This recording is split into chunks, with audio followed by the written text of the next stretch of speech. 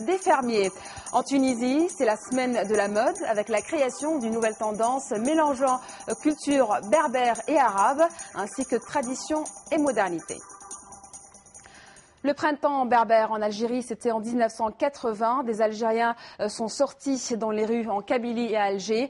Ils réclamaient la reconnaissance de l'identité berbère, un mouvement qui a été réprimé par les autorités. Pourtant, 30 ans plus tard, certains Algériens continuent d'y croire.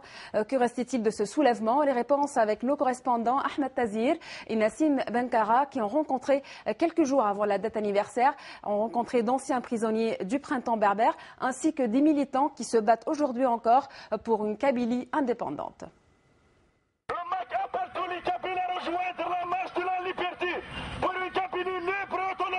Devant une population plutôt perplexe, ils ont décidé de sillonner les villages de Kabylie pour appeler à une grande marche. Objectif, commémorer en masse le 30e anniversaire du printemps berbère. Le 20 avril 1980, l'interdiction par les autorités d'une conférence sur la poésie kabyle provoque affrontements et vagues d'arrestations. La première révolte populaire de l'Algérie indépendante.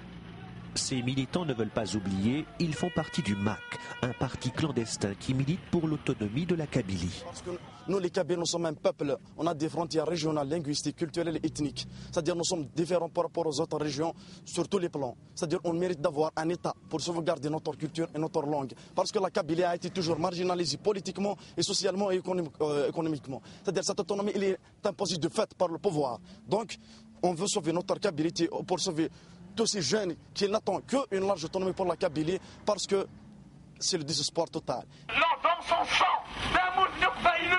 Si les militants du MAC savent se faire entendre, drapeau mis en avant, ils sont minoritaires dans la région. La majorité ne demande pas l'autonomie de la Kabylie. Mohamed Salem faisait partie des 24 prisonniers du printemps berbère. Interrogé pendant un mois, parfois torturé, pour lui, le combat valait la peine d'être mené. C'est la première fois que la question de la majorité de la berbérité est posée de façon publique et des droits linguistiques et culturels fondamentaux.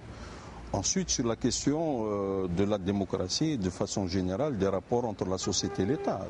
Des rapports plutôt tendus. Avril 2001, l'assassinat d'un jeune lycéen kabyle par un gendarme provoque un printemps noir cette fois. Émeutes et répression, 126 morts parmi la population. Mettre fin à ce divorce entre la Kabylie et l'État, c'est l'objectif du président Bouteflika. Visite à Tizi Ouzou l'année dernière, le président algérien s'incline devant les martyrs du printemps noir et se défend d'avoir donné l'ordre de tirer. Le patriote que je suis ne pouvait pas imaginer qu'un seul instant que l'on puisse discuter en Algérie de l'unité nationale et de l'indivisibilité de l'Algérie.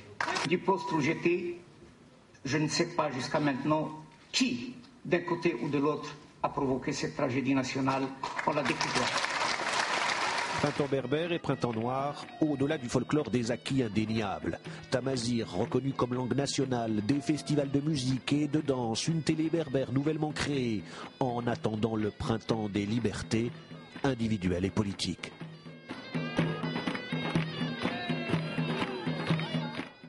La 16e conférence